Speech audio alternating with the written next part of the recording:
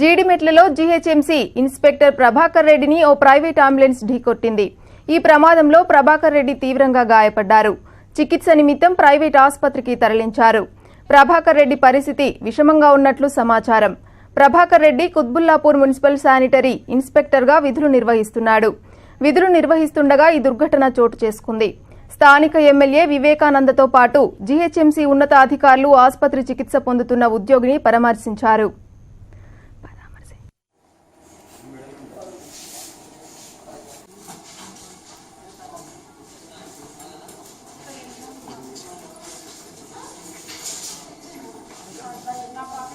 సుచిత్ర నుంచి అంబులెన్స్ వస్తుంది సార్, అక్కడ టర్న్ అవుతుంది ఉద్దేశం. మళ్ళీ అదే అంబులెన్స్ లో తీసుకొచ్చింది. ఏం చెప్పట్లేదు.